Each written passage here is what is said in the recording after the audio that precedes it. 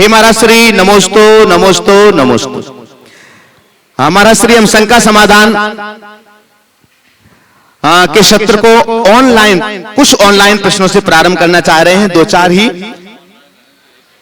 इनको बेंगलोर का पूछना। विजय जी कोठारी बेंगलोर से पूछ रहे हैं महाराज श्री नमोस्तु महाराज श्री, जिन श्रावक गृहस्थ ने 12 व्रतों को धारण नहीं किया है, क्या वो प्रतिक्रमण कर सकते हैं? और साथ ही प्रतिक्रमण की शुरुआत कब से हुई है, इसका इतिहास क्या है? देखिए, प्रतिक्रमण का मतलब क्या है? कृत दोष निरायरणम परिक्रमणम, किए गए दोषों के निराकरण का नाम प्रतिक्रमण है। तो दोष तो सबसे होते हैं, तो दोषों की शुद्धि सबको करनी चाहिए। हाँ, व्रतियों के लिए चूँकि उनके व्रत संकल्प अधिक होते हैं तो दोषों की संभावना भी अधिक होती है, तो उन्हें अपने व्रतों की रक्षा के लिए, व्रतों की शुद्धि के लिए विशेषतया प्रतिक्रमण करना चाहिए। पर इसका तात्पर्य ये नहीं है कि जो अव्रती हों उनके मन में अपने व्रतों में लगने वाले दोषों के प्रति कोई पश्चाताप ना हो, उनकी शुद्धि का भाव ना हो। तो ऐसा कहना कि जो व्रती है वे ही प्रतिक्रमण करे, ये बात ठीक नहीं है। प्रतिक्रमण हर किसी को करना चाहिए। हाँ, लेकिन जब आप प्रतिक्रमण का पाठ करते हैं तो प्रतिक्रमण के पाठ में जो आज प्रचलित प्रतिक्रमण का पाठ है उसमें तो 12 व्रतों के ही हैं श्रावकों के लिए। तो मैंने जो व्रत किए नहीं और मैं कह रहा हूँ इस व्रत में मैंने अगर कोई दोष लगाए हो, अतिक्रम किया हो, व्यतिक्रम किया हो, अतिचार हो, अनाचार हो, मेरे दोष मिथ्या हो, तो ये झूठा प्रतिक्रमण है। तुम्हारा व्रत ही नहीं और तुम व्रत कर रहे हो। तो प्रतिक्रमण मूलतः द्रव्य प्रतिक्रमण न होकर भाव प्रतिक्रमण होना चाहिए। आप एक संशोधित प्रतिक्रमण हर व्यक्ति को करना चाहिए और कर सकता है कि मेरे आज सुबह से शाम तक की क्रियाओं में मेरे मन से, मेरे वचनों से, मेरे शरीर से जाने अनजाने में क्रोधवश, कसायवश, अज्ञानवश, प्रमादवश, भूलवश अगर किसी भी प्रकार की त्रुटि हुई हो तो उसका मुझे पश्चाताप है और मैं उसका शोधन करना चाहता हूँ, मैं उसकी शुद्धि करना चाहता हूँ, उस दोष से मुक्ति करना चाहता हूँ। हाडुट्टकयम हाडुट्ट चिंतयम भास्यम च हादुट्टम अंतो अंतो डज्झामि पच्छुत्तावेन वेयंतो। हाय मैंने बुरा किया, हाय मैंने बुरा सोचा, हाय मैंने बुरा बोला, मुझे अपने कृत्यों का घोर पश्चाताप है। मेरा हृदय मेरे दुष्कृत्यों के प्रति कचोट मार रहा है।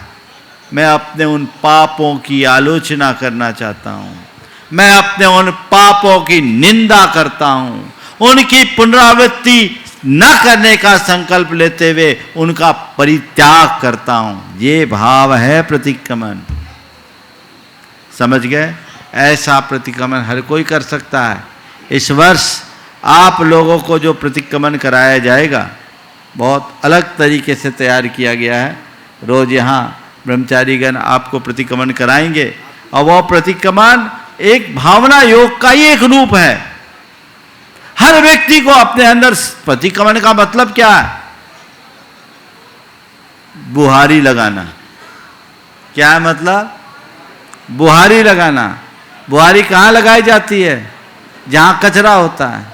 जब हमें कचरा दिखता है तो घर का फर्श साफ करने के लिए बुहारी लगाई जाती है, कचरा साफ करने के लिए बुहारी लगाते हैं। तो आप अपने घर के कचरे को साफ करने के लिए घर में बुहारी लगाते हैं, तो मन के कचरे को साफ करने के लिए मन में बुहारी लगाइए।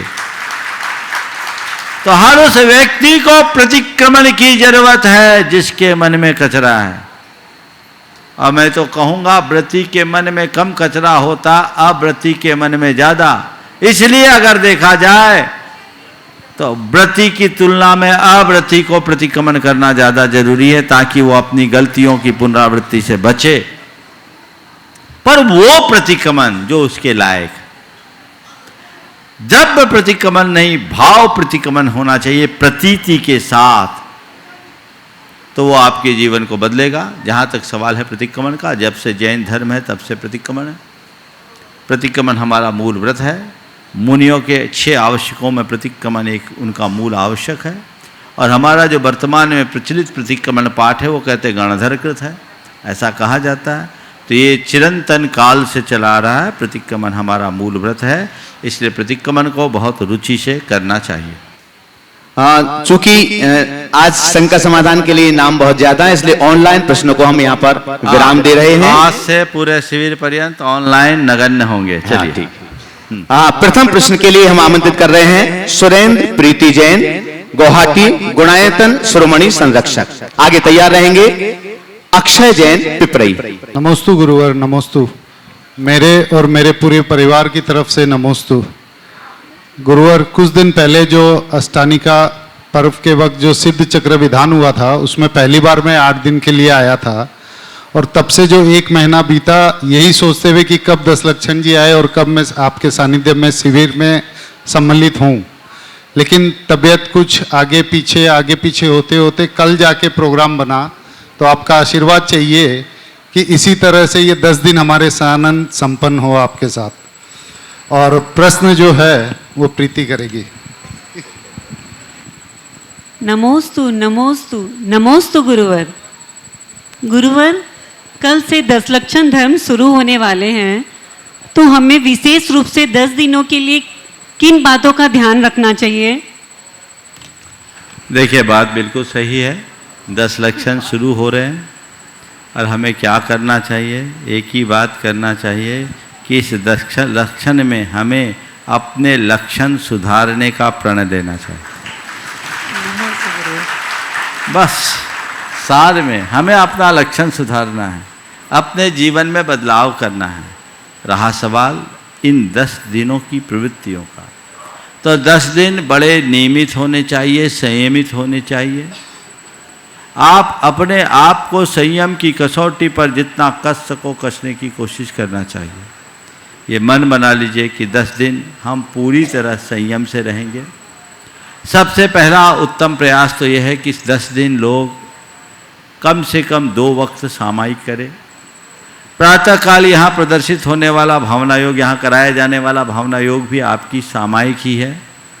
जो लोग यहाँ उपस्थित नहीं हो पाए हैं, वो चाहें तो अपने घरों में भी उस भावना योग के माध्यम से अपनी सामायिक पूरी कर सकते हैं, जो कि यहाँ से आपको प्रमाणिक ऐप और यूट्यूब चैनल के साथ साथ जिनवानी चैनल के माध्यम से घर में देखने को मिलेगी। आप उसका लाभ ले सकते हैं। अपने परिचितों को भी उसकी सूचना दे दें। पूजन पाठ, कम से कम एक पूजा तो सबको करना ही चाहिए। 10 दिन विशेष धर्म आराधन का दिन है। पूजन पाठ की क्रियाएं करनी चाहिए।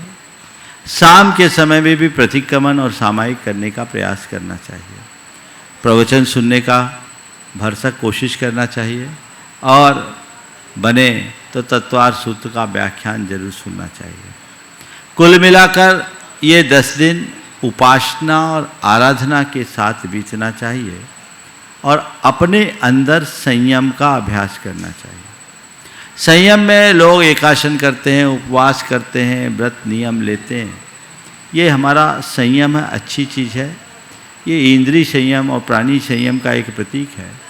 लेकिन सबसे ज़्यादा संयम हमें अपनी भावनाओं पर रखना सीखना चाहिए। खान पान में जितनी शुद्धि रखे। कम से कम आम लोगों से मैं कहूँगा, यहाँ शिवरात्रियों के तो सारे नियम अभी बता दिए जाएंगे। आम लोग ये करें कि 10 दिन में हम खान पान पर संयम रखें और कम से कम रात्रि में तो 4 प्रकार के आहार का परित्याग करें ही। जब लोग 10 दिन निर्जल उपवास कर सकते हैं, तो क्या आप रात में 10 दिन निराहार नहीं रह सकते हैं? 10 दिन निर्जल रहोगे ना, तो 5 उपवास का फल मिल ही जाएगा। समझ गए? ये आप अपने आप को कसिए।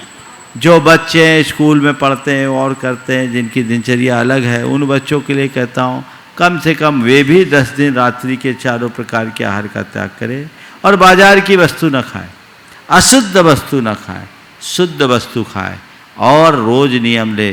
जिस दिन क्षमा धर्म है उस दिन के लिए संकल्प ले कि आज मुझे क्षमा रखना है। मार्दव धर्म है, उस दिन के लिए संकल्प रखे कि आज मुझे विनम्रता अपनानी है। आर्य धर्म उस दिन के लिए रखे कि आज मैं छल कपट से बचूंगा। लोभ धर्म के, शौच धर्म के दिन मैं आज पवित्रता रखूंगा, अपने हृदय में लोभ को विकसित नहीं होने दूंगा। ऐसे एक एक धर्म के विषय में व्यक्ति सोचने लगे तो जीवन में बहुत बड़ा बदलाव आ सकता है। बाकी शेष बातें तो आप सबको अभी कही ही जाएगी और समय समय पर बताया जाएगा। नमोस्तु गुरु। अनामिका मनोज बाकलीवाल इंदौर, अक्षय जैन थोड़ी देर बाद। अनामिका मनोज बाकलीवाल इंदौर, संरक्षक गुणायतन। आपके बाद तैयार रहेंगे दीपक जी कटारिया। प्रातः स्मरणीय सदा सदैव वंदनीय परम पूज्य गुरुदेव के चरणों में त्रिबार नमोस्तु नमोस्तु नमोस्तु। गुरुदेव, कल हम यहाँ रात को उतरे, जब से लेकर हम अभी तक देख रहे हैं कि संपूर्ण कमेटी और समस्त कर्मचारी बहुत सुंदर व्यवस्था दे रहे हैं। जब से यहाँ आए हैं, चाहे वो रहने की स्थान हो, भोजन व्यवस्था हो, ठहरने की व्यवस्था हो, चाहे पर्यूषण पर्व में जो हमें किट मिलने वाली सब व्यवस्था है, एक नंबर सुंदर व्यवस्था हमको यहाँ पे मिल रही है। तो मैं चाहता हूँ एक बार सभी लोग जोरदार कमेटी के लिए और कर्मचारी के लिए हमारे। अब गुरुदेव, चूंकि ये सब व्यवस्था तो कमेटी और सब लोग दे रहे हैं, पर जो उपकार आप हम पर करने वाले हैं, 10 दिनों में आप हमें सदमार्ग पर विशुद्धि भाव से आप हमें ले जाएंगे। इसके लिए भी मैं चाहूंगा कि एक बार जोरदार करता ध्वनि हाथ ऊपर करके।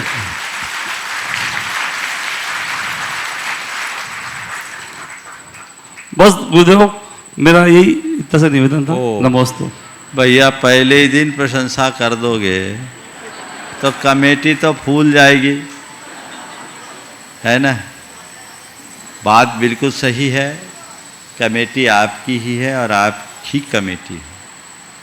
किसी गांव शहर में व्यवस्था बनाना बड़ा सरल है, लेकिन ऐसे स्थान पर जहाँ एक छोटी सी चीज़ के लिए भी 30-35 किलोमीटर जाना पड़े, वहाँ आपकी सुव्यवस्था बनाना थोड़ा कठिन होता है। कमेटी आपकी व्यवस्था बना रही है, उसका कर्तव्य भी है कि बनाए, लेकिन आप लोगों को एक परामर्श देना चाहूँगा कि आप व्यवस्था नहीं, अवस्था को देखने की कोशिश करें। आपको व्यवस्था नहीं देखना है, क्या देखना है? अवस्था। मेरी क्या अवस्था है, मेरे परिणाम मुझे संभालना है। व्यवस्था तो यथासंभव अच्छी से अच्छी हुई होगी और होना भी चाहिए, और थोड़ी बहुत कसर भी हो जाए तो उस व्यवस्था को आप अपनी व्यवस्था समझकर उसे ठीक करने की कोशिश करना, अव्यवस्था मत फैलाना। ये मैं यहाँ के लिए नहीं, सब जगह के लिए कह रहा हूँ। आज आपके लिए सारे कार्यकर्ता जितने लोग लगे हैं, इतने लोगों की व्यवस्था के लिए कितने लोगों को लगना पड़ता है। अपना घर, परिवार, व्यापार सब छोड़कर यहाँ तुम्हारे लिए समय दे रहे हैं। अभी तो उनको पता ही नहीं तुम्हें शिविर संयोजक कौन है, क्या है, सब काम में लगे और वो सब अपने काम में लगकर काम कर रहे हैं। आपको धर्म ध्यान करने का मौका मिल रहा है, तो आप सबको उनके लिए भी सहयोग देना चाहिए। और मैं सभी इस शिविर में पधारे भक्तों को कहूँगा, शिविरार्थी नहीं, सब भक्त लोग हैं, हर व्यवस्था को अपनी व्यवस्था मानना और सलाह नहीं सहयोग देना। क्या बोला? सलाह नहीं सहयोग देना है। अगर कहीं कोई कमी दिखे तो उसे अपने लेवल पर ठीक कर लेना। समझ गए? बड़ी हम आप लोगों की जो मानसिकता है, कई बार ऐसा देखने में आता है, थोड़ी भी असुविधा सहन नहीं होती, जबकि हमें अपनी मनस्थिति बदलनी चाहिए। हम तीर्थ क्षेत्र में आए हैं और 10 लक्षण मनाने आए हैं, किसी पर्यटन स्थल पर नहीं और किसी बारात में नहीं। इस बात का आपको ध्यान रखना। यहाँ मुझे सुविधाओं को भोगना नहीं, सुविधाओं को त्यागना है। आम दिनों की दिनचर्या में मैं जिस तरह की सुविधाओं का उपभोग करता हूँ, यहाँ मुझे उससे दूर रहना है। तब मजा है। तय कर लो 10 दिन में बिस्तर पर सोऊंगा नहीं, नीचे चटाई बिछा के जमीन पे सोऊंगा, देखो क्या आनंद आता है। 10 दिन में एयर कंडीशन का प्रयोग ही नहीं करूंगा। आज सबको एसी रूम चाहिए। क्या है? संकल्प करो ये मैं करूंगा ही नहीं, इनका त्याग करूंगा। अपने लेवल पर यदि आप ये छोटे छोटे नियम लेते हैं, बदलाव आएगा। अभी शिविर के संबंधित नियम लिया है, 10 दिन तय करो सेविंग नहीं करेंगे। संकल्प कर लो अपने मन में, देखो क्या मजा आता है। ये संयम है अपने आप पर, अपने करके देखो। एक बार संकल्प ले लोगे, 1-2 दिन खुजाएगा, तीसरे दिन से नॉर्मल हो जाएगा। 10 दिन में साबुन का प्रयोग नहीं करूंगा, 10 दिन में कॉस्मेटिक का प्रयोग नहीं करूंगा। ये इंद्रिय संयम है कि नहीं? मैं सुविधाओं को त्यागूंगा। अरे महाराज सवेरे से सेविंग नहीं करते, गाल खुजलाते। 1 दिन 2 दिन इसी को तो जीतना है। तो आप अपनी मनोदशा बनाएं। मैं अपनी तरफ से नियम किसी को नहीं थोप रहा हूं, लेकिन एक दिशा देना चाह रहा हूं कि आपको अपने आप को कसना है। क्या करना है? बोलो। कसना है। कस कर रखना है या कसर रखना है? बोलो। कस कर रखना है, कसर नहीं रखना। तो आपको खुद को खुद कसना होगा। दूसरे जिसे कसते हैं वो जानवर कहलाता है। ध्यान से सुने, जिसे दूसरे कसे वो जानवर, और जो खुद को कसे वो साधक। समझ गए? तो हमें जानवर तो हम है नहीं, दूसरा क्यों कसे? हमें खुद को खुद से कसना है और कस करके अपने जीवन को बिल्कुल खरा बनाना है। यह हमें ध्यान रखना। नमोस्तु गुरुदेव, नमोस्तु गुरुदेव। हम सभी शिवरात्रि ये प्रण करते हैं कि हम आपके बताए मार्ग पर चलेंगे। नमोस्तु गुरुदेव, नमोस्तु। दीपक जी कटारिया रतलाम और साथ में रवि मोठिया जी रतलाम। आगे तैयार रहेंगे रतन लाल जी सिंगोली, दृष्टि गुणायतन। नमोस्तु गुरुवर, नमोस्तु नमोस्तु। गुरुवर, आज मोठिया परिवार के रतलाम के साथ में 80 यात्रियों के संग में तीर्थराज का सानिध्य और दक्ष लक्षण पर्व की आपकी निश्रा में इतनी भव्य आराधना करने का अनुपम अवसर मुझको प्राप्त हुआ। ऐसा सौभाग्य याद आती है आपकी पुरानी स्मृति, जो रतलाम में आपका भव्य चातुर्मास, और शुरू से ही आचार्य श्री विद्यासागर जी और आपके जीवदया भावों से बहुत ज़्यादा प्रेरित हूँ। गुरुवर, जो प्रेरणा आपसे पूरे हिंदुस्तान में युवाओं को मिलती है जीवदया के लिए, मेरा विषय और शंका भी जीवदया के लिए है। गुरुवर, हम जीवदया के क्षेत्र में 400 लड़कों का हमारा रतलाम में ग्रुप है, और उसमें जब हम सेवाएं देते हैं, जब कोई पशु बीमार होता है, एक बड़ा पंचेंद्रीय जीव बीमार होता है, उसके शरीर में कोई घाव होता है, और उस घाव को ठीक करने के लिए उसमें कई सारे छोटे छोटे जीव जब उसके अंदर रहते हैं और हम दवा डालते हैं, मेरे मन में बहुत समय से, काफ़ी साथियों के मन में एक जिज्ञासा थी कि यह जीवों को कहीं ना कहीं इनकी हिंसा हो रही है एक बड़े जीव को सहायता पहुंचाने के लिए। तो गुरुवर, इस शंका का समाधान करें, उपकृत करें गुरुवर। देखिए, मैं आपसे एक बात पूछता हूँ। आप जो बहुत सबसे पहले तो इस दीपक कटारिया के साथ उसके पूरे ग्रुप का एक बार करतल ध्वनि से जोरदार सम्मान कर दें। ये लोग जीव दया का कार्य बड़ी कुशलता से करते हैं। रतलाम में मैंने इनकी सेवा को अपनी आंखों से भी देखा है।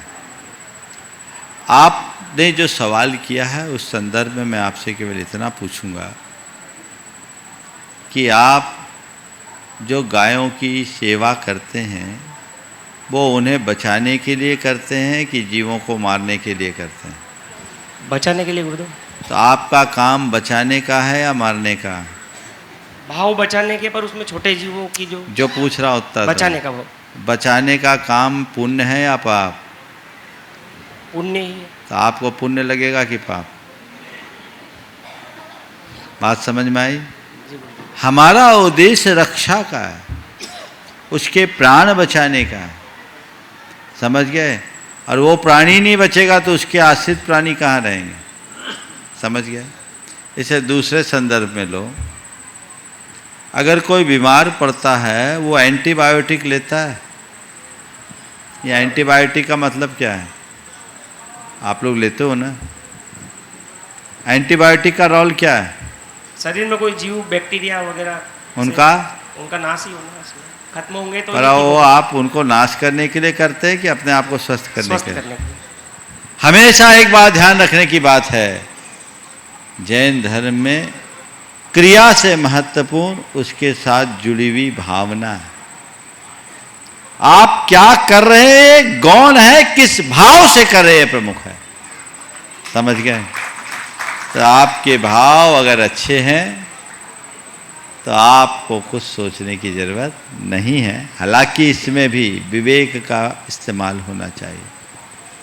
पहला प्रयास करें कि इस तरह की स्थिति उत्पन्न ही ना हो, और अगर हो तो इतने विवेक के साथ करें कि वे भी अकाल मृत्यु के शिकार ना हो, उन्हें भी संरक्षण मिल सके। रतनलाल जी सिंगोली, महाराष्ट्र, गुणायतन ट्रस्टी। महाराष्ट्र नहीं है, मध्य प्रदेश। हाँ, मध्य प्रदेश में ही है। अच्छा, हाँ, नीमच। नीमच, सिंगोली नीमच, मध्य प्रदेश। आपके बाद तैयार रहेंगे अक्षय जैन। परम पूज्य मेरे आराध्य गुरुवर के पावन चरणों में मेरा और मेरे परिवार की तरफ से नमोस्तु नमोस्तु नमोस्तु गुरुवर। हे गुरुवर, जो हमारी स्थिति है वो हमारे पूर्वज कहा करते थे कि पिताजी की जूती बच्चे के पैर में आ जावे तो बच्चे को अपना दायित्व उतार देना चाहिए। और हमारी स्थिति ये हो गई इस टाइम पे कि हमारे पोते की जूती भी मेरे पैर से बड़ी है। ऐसी स्थिति में हमारी दिनचर्या ऐसी बने कि हमारी मृत्यु भी महोत्सव बन जाए। यही निवेदन है। बहुत ही महत्वपूर्ण सवाल आपने उपस्थित किया है। यहाँ उपस्थित ज़्यादातर लोगों के साथ लागू होता है। पहले तो मैं आपसे सवाल करता हूँ, आपके पिताजी ने आप पर भार कब सौंपा था? जब उनकी जूतियाँ आपके पैर में समा गई थी तब ना? महाराज जी, उस समय की स्थिति का वर्णन करूँ तो मैं पूछ रहा हूँ, उत्तर दो। उससे पहले 16 के में 4 संभला दिया था। 4 संभला दिया था। हाँ, जाओ खाओ, मेरे पास कुछ नहीं है। बिल्कुल, बहुत सही बात है। ये बिल्कुल यथार्थ कहावत है कि जिस दिन पिता की जूती बेटे के पैर में समा जाए तो समझ लेना बेटा काम करने लायक हो गया है और उसे दायित्व सौंपना चाहिए, आगे बढ़ाना चाहिए। और हमारे पुरखों की यही परंपरा रही और उससे पीढ़ियां आगे बढ़ी। अब तो क्या है, आपने बोला पोते तक की स्थिति आ गई है, लेकिन अभी कमांड हाथ में ही है। ये मोह माया का विस्तार है, इसी में लगे रहोगे और इस वजह से बहुतों की दुर्गति भी हो रही। घर में ही वे अपनों की ही उपेक्षा के पात्र बन रहे। आपने कहा हम ऐसा क्या करें कि हमारी मृत्यु महोत्सव के रूप में परिवर्तित हो। मैं कहूँगा कि संतान अगर समर्थ हो गई है, काम काज को संभालने में सक्षम दिख रही है, तो धीरे धीरे उन्हें परखते हुए, उन पर भरोसा करते हुए अपना दायित्व सौंपना शुरू करे। और जब लगे कि अब ये पूरी तरह संभालने में सक्षम हो गए तो कारोबारी दायित्व बच्चे को, अब पारिवारिक दायित्व बहू को सौंपे। खुद मार्गदर्शक की भूमिका में रहे। बेटे को जब जरूरत हो सलाह दे दे, पर मार्ग निर्णायक न बने। बेटा अब तुम योग हो गए, तुम्हें जो डिसीजन लेना ले, तेरे को जब तकलीफ हो तो मेरे पास आना। अगर आप ऐसी वृत्ति रखते हैं तो बच्चों को उभरने का भी अवसर मिलता है। अभी कुछ दिन पहले मेरे पास एक साथ 2 प्रकरण आए। एक में कहा कि महाराज जी, मैंने बेटे को जब से काम सौंप दिया, मेरे बेटे ने मेरे बिजनेस में 200% की ग्रोथ दे दी। महाराज जब मैं निष्फिकर हो गया, 22 साल का बच्चा है लेकिन गजब का काम किया है महाराज जी, अब हमें लगता है कि हमें आराम है। और उसी दिन एक दूसरा आया जिसने बेटे ने कहा महाराज जी मैं क्या करूं, हमारे बाबूजी को मुझ पर भरोसा ही नहीं, मैं कुछ भी करता हूं तो उनको हमेशा शंका रहती है, वो हमेशा मुझे डिमोटिवेट करते हैं, तुम कर ही नहीं सकते। तुम नुकसान कर दोगे, तुम कर ही नहीं सकते, तुम नुकसान कर दोगे। दोनों उदाहरण सामने हैं। सौंपोगे तभी वो अपनी योग्यता को साबित कर पाएगा, पकड़े रहोगे तो बेचारा अवसर कहाँ पाएगा। सौंपिए, हो सकता है थोड़ा बहुत नुकसान हो जाए, झेल लीजिए, तब तो वो अपनी योग्यता को निखारेगा।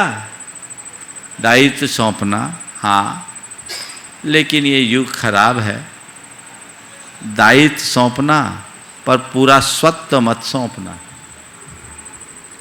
अगर साधु बनना हो तो सब सौंप देना, और घर पे रखना है, रहना है तो चाबी अपने पास रखना।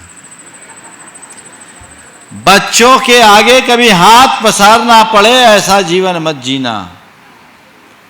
हमेशा बच्चों के सिर पर हाथ रह सके ऐसा भाव रखना।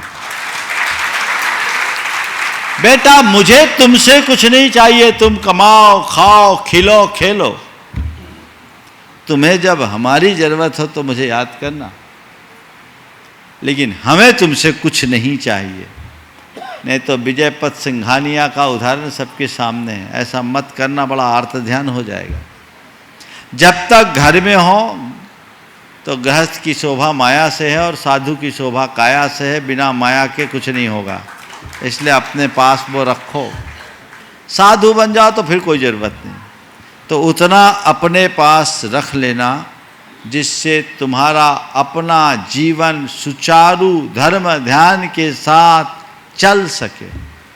दायित्व उनको सौंपो, जिम्मेदारी उनको सौंपो, और फिर धीरे धीरे वानप्रस्थी बनते हुए उत्कर्ष के मार्ग में लगो। त्याग तप आराधना करते हुए अपने जीवन को आगे बढ़ाने की कोशिश करो। जैसे जैसे उम्र बढ़े अपनी साधना को प्रखर बनाओ। महाव्रती नहीं बन पाए, व्रती बनो। जीवन के सार को पाओ और व्रत संयम के पथ पर चलते चलते नित्य भावना भाव, मेरा अंत समाधि मरण पूर्वक हो। और उसके लिए जो समय समय पर साधना बताई जाती है वो बताओ। एक और रास्ता है आप लोगों के लिए, जिन्हें लगता है बच्चे काम करने लगे हैं, और अब तो एक अच्छा, एक दृष्टि से सकारात्मक है, क्योंकि अब ज़्यादातर लोगों के बच्चे जॉब करते हैं, तुम्हारे धंधे में बैठते नहीं। इसका अलग अलग पहलू है। नकारात्मक पहलू पर तो हमने बहुत चर्चाएं की है, लेकिन एक सकारात्मक पहलू ये है कि बच्चे जॉब कर रहे हैं तो झमेला खत्म। तुम अपने पास जो तुम्हारा अर्जित है उसको समेट लो, और अगर तुम्हारे पास ज़्यादा संचित नहीं है तो कुछ ऐसी व्यवस्था कर लो कि रेकरिंग अर्निंग आए, नियमित बचत होते रहे, तुम्हारा खर्चा चलता रहे, और बच्चों को अपने कंपनियों में काम करने दो, और आप भगवान की शरण में आ जाओ, गुरुओं की शरण में आ जाओ। तीर्थ क्षेत्रों में समय बताओ, गुरुओं के साथ समय बिताओ, धर्म ध्यान के साथ जियो। तय मान करके चलना, अस्पताल में मरने की स्थिति नहीं बनेगी। गुरु चरणों में नमोकार सुनते हुए देह छोड़ने का सौभाग्य पाओगे। मोड़ो, पर मुझे एक उल्टा दिखता है, बच्चों से ज़्यादा मोह घर के बड़े बूढ़ों को होता है। मेरे संपर्क में बहुत से ऐसे युवक हैं जो कहते, एक तो यही मंच पे भी बैठा है, जो चाहता है कि हमारे माँ बाप अब आगे निकले जाए, हम सब संभाल रहे, वो अपना उद्धार करे, पर उनको बेटा दिखता है, बेटा अकेला है, पोता दिखता है, बहू दिखती है, परिवार दिखता है। कब तक चले जाओगे तो कौन संभालेगा? ऊपर से आके संभालोगे क्या? बोलो, कोई भरोसा नहीं, कब टपक जाओ। बात समझ में आ रही है? कोई भरोसा है क्या? इसलिए कर्ता बुद्धि कम करो, कर्तव्य की भावना को सामने रखकर चलो, तब जीवन का पथ प्रशस्त होगा। नमस्ते रतनलाल जी, कम से कम अब व्रती तो बनी जाओ। बहुत सुनिए, चलिए। अक्षय जैन पिपरई, इसके बाद तैयार रहेंगे अरविंद जैन जयपुर प्रामाणिक समूह। गुरुवर के चरणों में मेरी सकल दिगंबर जैन समाज पिपरी की ओर से बारंबार नमोस्तु नमोस्तु नमोस्तु। गुरुवर, आज रोट तीज का पर्व है। हमारी दिगंबर जैन आमना के अनुसार इस पर्व का क्या महत्व है और यह पर्व क्यों मनाया जाता है? नमोस्तु। देखिए, रोट तीज कोई धार्मिक पर्व नहीं है, एक सामाजिक रीति। रोट तीज का व्रत है, तो रोट तीज का व्रत करते उपवास है, इसकी अलग अलग कहानियाँ हैं। लेकिन रोट तीज एक ऐसा पर्व है जिससे मैं एक सामाजिक पर्व के रूप में लेता हूँ, और ये मुख्यतया खंडेलवाल जैन समाज में प्रचलित है। समझ गए? उस दिन विशेष रूप से रोट बनाया जाता है और रस परित्याग पूर्वक रोट खाया जाता है। इसके साथ जुड़ी हुई कहानियाँ तो अपनी जगह में उनमें नहीं जाता, लेकिन इसके पीछे सबसे बड़ी भावना है वो रस त्याग की। जिस दिन रोट तीज होता है उस दिन घर में रोट बनता है, लोग एक अनाज खाते हैं, रसों का त्याग करके खाते हैं। उबली भी तोरू, रोट और बूरा, काम खत्म। एक धान्य खाना। और इसके पीछे एक जो सबसे सकारात्मक भावना है वो ये है कि उस दिन घर के मुखिया का महत्व समझ में आता है।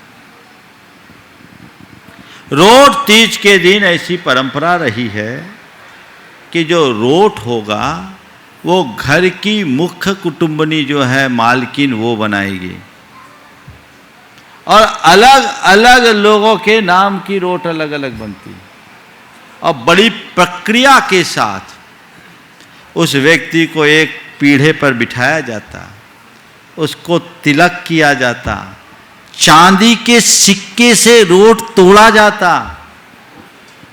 और कई लोग तो ये करते थे, बचपन में मैंने भी किया, और उस चांदी के सिक्के से रोट का जितना हिस्सा टूटा उतना ही खाना है। ये हुआ, ये परिपाटी थी, लोगों ने भुला दिया। और ये परंपरा इस बात का मतलब कोई व्यक्ति उस दिन कहीं हो, रोट तीज के दिन अपने घर रहेगा और बड़े बूढ़ों के हाथ अपने रोट खाएगा। क्या बुराई है इसमें?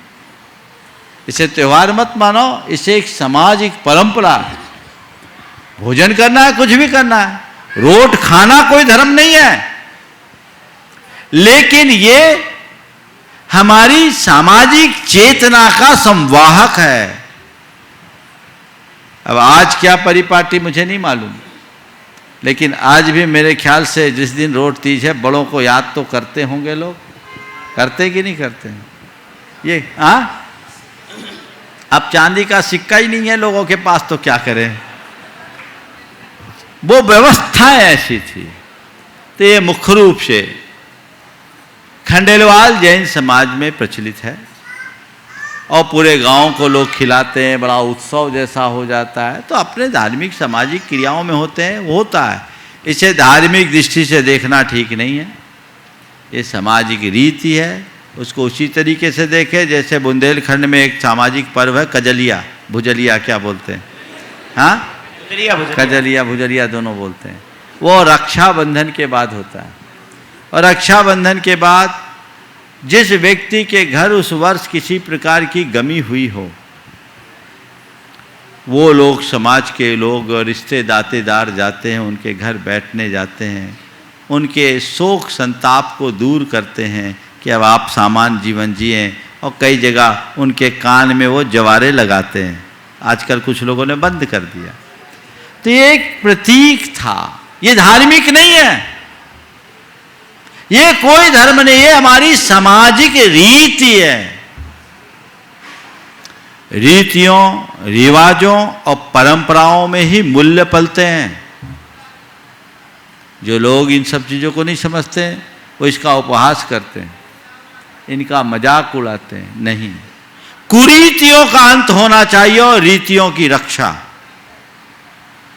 अगर हम अपनी रीतियां खो देंगे हमारी सांस्कृतिक पहचान मिट जाएगी। तो रोट तीज में सारा अनाज शुद्ध सोले का, सब कुछ सोले का प्रयोग होता है। अब आज क्या प्रमाद हुआ नहीं मालूम, लेकिन सारी व्यवस्थाएं सोले की होती थी। हमें याद है बचपन में लोगों के यहाँ रोड तीज के पहले चक्की वाला अपना चक्की धोता था, वहां से जाकर के लोग चक्की से अपना आटा पिसा के आते थे रोड का। अब तो घर घर में चक्की हो गई, शुद्धता के साथ। उसके पीछे भावना कि आज से हम शुद्ध खाएंगे तो आगे 10 दिन में शुद्ध खाने का मौका मिल जाएगा। भावना ये थी, समझ गए? तो ये चीजें हैं। अब उन चीजों में बहुत सारे लोगों ने बहुत सारी चीजें जोड़ दी। मंदिरों में रोड चढ़ाना और चीजें चढ़ाना ये अलग चीज है, लेकिन रोड खाना, रोड बनाना कतई बुरा नहीं है। आपको जो जी में आए वो खाइए, लेकिन अगर खाइए तो उसको इस तरीके से लीजिए कि आपकी रीतियां पले। आज के लोग इसे भूलते जा रहे हैं, इससे आपकी पहचान खोएगी। इससे आने वाली पीढ़ी में भी चलना चाहिए जो हजारों साल से चलता आ रहा है। किसी भी धर्म, किसी भी समाज, किसी भी परंपरा में यदि कोई रीति है तो उसका पालन होना चाहिए, कुरीतियों से बचना चाहिए। अपने बच्चों को भी ये बात कहना चाहिए, बेटा ये हमारी सामाजिक पहचान है, इसे हमें खोना नहीं, इसे मेंटेन करके चलना है, तब इसका लाभ। नमोस्तु। अरविंद जैन जयपुर प्रामाणिक समूह, इसके बाद तैयार रहेंगे कुमारी निशा जैन राजस्थान। मेरे परम आराध्य एवं श्रद्धेय गुरुवर आपके श्री चरणों में अरविंद कुमार जैन जयपुर और सकल दिगंबर जैन समाज का कोटिशन नमोस्तु। पूज्य गुरुदेव, हम सभी लोग 300 साधर्मी भाई बहन जो कल से 10 दिन में शिविर में अपना गृह त्याग करके आए हैं, हम सब बड़े पुण्यशाली हैं। ऐसा लगता है कि मोक्ष मार्ग की टिकट हम पुण्यात्माओं को प्राप्त हुई है और हम 10 दिन का निर्विघ्न आनंद संपन्न निव्यतीत हो, ऐसा आशीर्वाद आपकी अपेक्षा है। गुरुदेव, मेरी एक ज्वलन समस्या जो विकराल रूप इस समय ले रही है कि आज के वर्तमान समय में हमारे माता भाई बहने घुटने के दर्द से बहुत ज्यादा ग्रसित हो रहे हैं। लगभग हर परिवार में इस तरह की समस्या उत्पन्न हो रही है। इसमें हमारी श्रीमती जी भी 1-1.5 साल से विगत परेशान है। तो गुरुदेव, जो भावना योग है हमारा, उस भावना योग के निदान के लिए इस मन से गुरुदेव मैं आशीर्वाद आपसे चाहता हूं कि इसके भावना योग करने से किस तरह से इसमें हम लोग को आराम मिलेगा। देखिए, प्रायः भावना योग को लोगों ने अपनी चिकित्सा के साधन के रूप में स्वीकारना शुरू कर दिया, जबकि भावना योग की मूल अवधारणा तन को कम, मन को ठीक करने की है। और मेरा मानना है हमारा मन ठीक होगा, हमारी चेतना ठीक होगी तो तन भी अपने आप ठीक होगा। मानता हूँ हमारे शरीर की बीमारियाँ भावना योग से ठीक होती है, हो रही है, बहुत लोगों की हुई है, और आए दिन लोग अपने अपने एक्सपीरियंस आप सबके बीच शेयर करते भी हैं। आप भावना योग करें, तत्परता से करें, लेकिन पहला उद्देश्य अपने जीवन को अच्छा बनाने का करें। जड़ को सुधारे तो ऊपर की चीज़ें ठीक हो जाएगी। अब शरीर में बीमारियां तो ढेर सारी है, एक दूसरे से प्रेरित होकर आपने भावना योग करना शुरू किया, आधे अधूरे मन से किया, और फिर फायदा हुआ नहीं हुआ, और फिर कह रहे हमने तो किया, कुछ हुआ ही नहीं। सबसे पहला जो उद्देश्य है अपने मन को, अपनी वृत्ति को, अपने स्वभाव को बदलने का, जीवन में सहजता, शांति और सकारात्मकता को विकसित करने का, वो हमें विकसित करना चाहिए। उसके लिए हमें सतत प्रयत्नशील रहना चाहिए। और दूसरे क्रम में उसके साथ जब हम चले तो फिर अपने शरीर की जितनी भी परेशानियां उसको दूर करें। भावना योग में ऊर्जा प्रवाह के साथ यदि आप घुटने में ऊर्जा को पहुंचा दें और उसकी जो विकृति है उसे दूर करने की धारणा बनाएं तो आपको लाभ मिल सकता है। एक व्यक्ति ने तो अपना अनुभव सुनाया, उसके हार्ट ब्लॉक थे, आर्टरी ब्लॉक थी, लेकिन उसने हमसे आके कहा, महाराज जी डॉक्टर ने कहा था 80% और 265% थे, एक 85% थे। डॉक्टरों ने कहा स्टंट लगाना पड़ेगा, ज़रूरी है, नहीं लगाया। उनने भावना योग किया, बाद में चेक किया तो बोला हमारे ब्लॉक पहले से कम हो गए। तो ये हो रहे हैं अगर आप करें तो, लेकिन मैं आपको ये सलाह कदापि नहीं दूंगा कि आप मेडिकल एड न लेकर के भावना योग करो, क्योंकि कुछ उल्टा पुल्टा हो गया तो मुझे और लपेट लोगे। भावना योग एक सहायक व्यवस्था है और उसे आप उस रूप में लें। सबसे पहले स्वस्थ लोग भावना योग करो तो कभी अस्वस्थ होगे नहीं। आप लोग जब बीमार पड़ते हो और सब जगह हार जाते हो तब धर्म की शरण में आते हो, तब आपको धर्म ध्यान दिखता है। अरे पहले से ही धर्म की शरण को स्वीकार लो तो ये नौबत ही ना आए। अब महाराज नहीं हो पाया, हो रहा है तो आप करिए, श्रद्धा के साथ कीजिए, ऊर्जा उसके साथ प्रवेश कराइए और अपने आप को स्वस्थ महसूस करने की कोशिश कीजिए, आपको लाभ मिलेगा। और ये बहुतों के जीवन में हुआ है। एक व्यक्ति के घुटने का ऑपरेशन तय हो गया था और ऑपरेशन के लिए जाना था, लेकिन बाद में उसने अपने मेंटल हीलिंग इस तरीके से दी, उसको ऑपरेशन की ज़रूरत नहीं पड़ी। इस तरह के अनेक प्रसंग सामने हैं।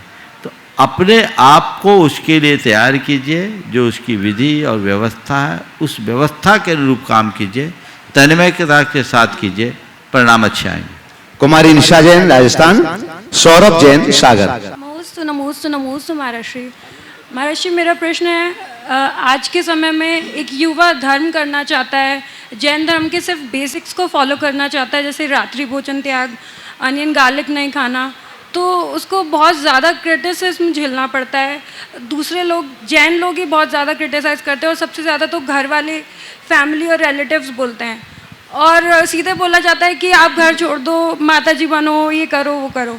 तो महर्षि, अभी हमारा इतना पुण्य नहीं है कि हम मोक्ष मार्ग में लग सकें, और हमें घर में रहकर धर्म के साथ बैलेंस कैसे बनाएं और धर्म कैसे करें? देखो, बहुत अच्छा सवाल किया है। आज अगर कोई युवा नियम संयम का पालन करता है और बेसिक को फॉलो करता है तो हमें उसे शाबाशी देना चाहिए, उसकी पीठ थपथपाना चाहिए कि बेटा वाकई में तुम गर्व का काम कर रहे हो और इसी तरह करना चाहिए। करना तो हमें भी चाहिए, हम कर नहीं पा रहे, पीढ़ियाँ तुम्ही से आगे बढ़ेगी। लेकिन ये विडंबना है कि ऐसे लोगों को लोग हतोत्साहित करते हैं और बुरी तरह हतोत्साहित करते हैं। एक बार एक परिवार मेरे पास आया, उनकी बेटी रात्रि भोजन का त्याग करे हुए थी, मंदिर जाती थी और धार्मिक नियम थे। उसकी शादी में दिक्कत आने लगी, शादी में दिक्कत आने लगी। परिवार के लोग लेकर आए, बोले महाराज जी इसके लिए किसी से बोलते तो ये रात्रि भोजन छोड़ना नहीं चाहती, रात्रि भोजन का त्याग छोड़ना नहीं चाहती, और कोई बोलते तो रात में खाना पड़ेगा, संबंध नहीं करना चाहते। ये लड़की तो बिल्कुल धर्मात्मा, हम इनसे संबंध कैसे करेंगे?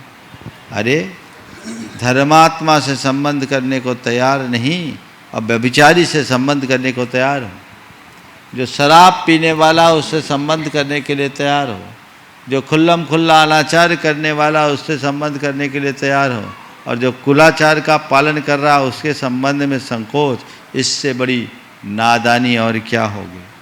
मैं सभी से कहता हूँ, ऐसा युवाओं के साथ नहीं होना चाहिए, उन्हें प्रोत्साहित करना चाहिए और युवाओं को भी ठान लेना चाहिए कि कुछ भी हो मैं अपने नियमों में दृढ़ रहूँगा, चाहे सारी दुनिया मेरे खिलाफ भी क्यों ना हो। ये मेरी परीक्षा, इस पार हो या उस पार। कईयों के साथ शादी ब्याह में भी समस्या आती, कहीं तुम्हारे साथ तो नहीं आ रही? हो सकता है, हो सकता है। लेकिन एक बार एक लड़की ने ऐसी बात की थी, शायद रतलाम में, 52 गजा में, वहाँ शंका समाधान में अपने भावना व्यक्त की और उसी के कार्यक्रम के समाप्त होते ही 4-5 फोन आ गए। क्यों, बहुत सारे ऐसे लड़के भी हैं जो इस समस्या से जूझ रहे हैं। मैं तो आप सबसे कहूँगा, ऐसे एजेंसी विकसित होनी चाहिए जो धर्मनिष्ठ लोगों का जोड़ा ठीक मिला सके, तभी तो धर्म की परंपरा चलेगी। कैसे आगे बढ़ेंगे, ये प्रयास होना चाहिए और लोगों को आगे आना चाहिए। आश्चर्य तो तब होता है जब साधु संतों से जुड़े हुए लोगों के घरों में भी यही हाल होता है। ये बहुत नकारात्मक बातें हैं और इन सब से हमें पूरी तरह से अपने को, अपनी पीढ़ियों को बचा करके चलना चाहिए। ऐसे बच्चों को अपवाद नहीं, आदर्श मानना चाहिए। आदर्श है, आज की इस विषम स्थिति में भी ऐसा कर रहे हैं। मेरे संपर्क में ऐसे अनेक युवक हैं जिन्होंने IIT किया लेकिन बाजार का पानी नहीं पिया, अच्छे से अपना काम कर दिया। तो लड़के भी है, लड़कियां भी है, बस एक दूसरे के साथ जोड़ मिलाने की बात है। मजबूत रहना, घबराना नहीं। बस एक बात सोचना कि नियम मैंने लिए हैं, अपने लिए लिए हैं, अपनी मर्जी से लिए हैं, तो पालना भी मुझे है। मुझे दूसरों की बातों को कुछ नहीं सोचना। लोग कहें कि माताजी बन जाओ तो बोलना जब बनना होगा तो वो भी बन जाएंगे, तुम ही आके पाँव पड़ोगे। क्या सोचना, तुम ही आके पाँव पड़ोगे। ये तो अपने योग की बात है। हम साधु बने या न बने, कम से कम साधुओं के सच्चे भक्त बनने का आदर्श तो उपस्थित करे, ये भी तो करे। लोगों को ऐसा सोचना चाहिए, बहुत गंभीरता से विचार करना चाहिए। सौरभ जैन सागर। गुरुवर के चरणों में मेरे द्वारा एवं मेरे परिवार के द्वारा बारंबार नमस्तु। गुरुवर, सवाल पूछने के पहले मैं आपसे एक बात कहना चाहूँगा। पिछले वर्ष कोरोना काल में मैंने अपनी पढ़ाई पूरी की।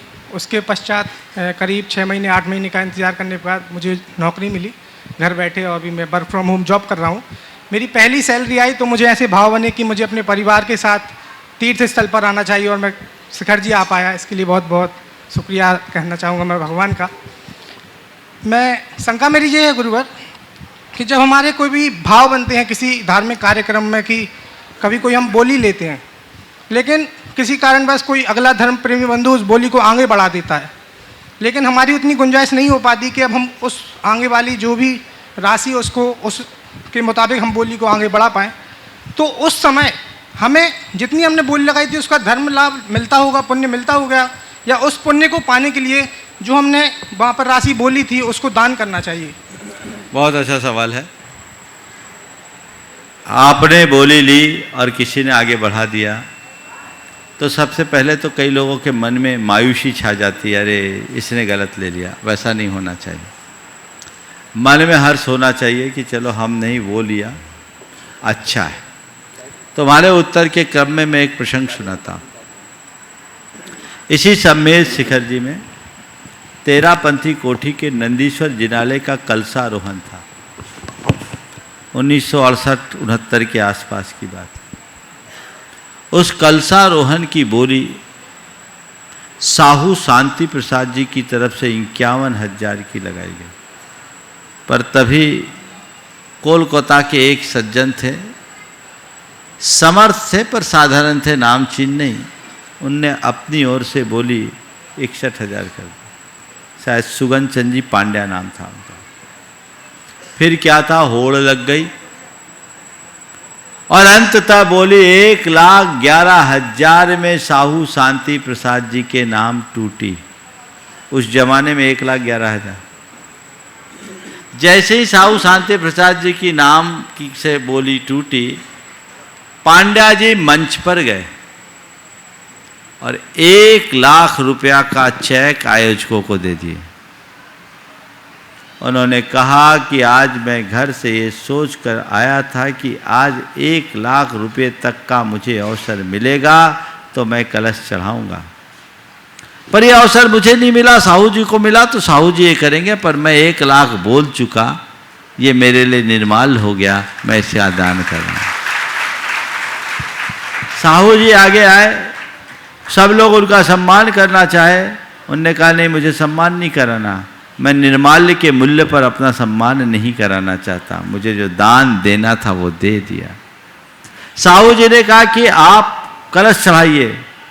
बोले नहीं, समाज के मान्य परंपरा के अनुसार बोली आपके नाम पर टूटी है तो कलश आप ही चढ़ाएंगे। तब साहू जी माइक पर आकर के बोले कि भले ही समाज की परंपरा के अनुरूप बोली लेने का सौभाग्य मुझे मिला है, लेकिन आज पांड्या जी ने जो निर्माल्य की नई परिभाषा सुनाकर हम सबको आदर्श दिया, उसने पूरे समाज पर कलश चढ़ा दिया। तो उत्तम रास्ता तो ये है कि अगर तुमने बोली बोली है तो हमने बोली दी, उतना हमें दान दे देना है। इसका दूसरा पॉजिटिव पहलू ये कि तुमने बोली बोली कोई दूसरा आगे बढ़कर दे दिया, तो ये सोचो कि चलो मेरी राशि से ज़्यादा राशि एक अच्छे काम में लग गई जहाँ उसकी ज़रूरत है, चलो मैं इसमें निमित्त तो बना। हम ले रहे हैं और कोई नहीं बोले तो फिर वो वहीं के वहीं अटक जाएगी, तो चलो इस निमित्त से अच्छा काम हुआ। तो महाराज फिर तो हम रोज रोज ऐसी बोली ले तो रोज रोज पैसा चुकाएं, फिर तो जिस दिन दान देना हो उसी दिन बोली ले, बाकी न ले। उत्तम यही है, जिस दिन दान देना हो उस दिन बोली लो। लेकिन यदि और हम समर्थ हैं और बोली लेते समय ऐसी स्थिति है कि मैं बोली चुका सकता हूँ, तो कोई भी मौका आए अपनी शक्ति भर बोली को बोल देना चाहिए। भले वो बोली तुम्हारे नाम पर ना आए, किसी दूसरे के नाम पर आए, पर उस बोली का एक हिस्सा तुम्हारे खाते में जाएगा, क्योंकि बोली को वहाँ तक पहुँचाने में तुम्हारी भूमिका है। लेकिन बोली बढ़ाने के लिए बोली बोलना अनैतिकता है। कई लोग ऐसे जानबूझ के फर्जी बढ़ाते रहते हैं। फर्जी मत करना, मर्जी से करना। अगर बोली टूटती है तो मुझे देना ही है, ये भाव नहीं कि वो बोली उसके पास जाए मैं चढ़ाता नहीं, मुझे मिल जाए। और जब दिख रहा है सामने तो वो करे। हो नहीं होनी चाहिए, भावना रहनी चाहिए। इस प्रकार आज के सत्य को परम पूज्य गुरुदेव के चरणों में नमन अर्पित करते हुए यहीं पर विराम। बोलिए परम पूज्य आचार्य गुरुवर श्री विद्यासागर जी महाराज की।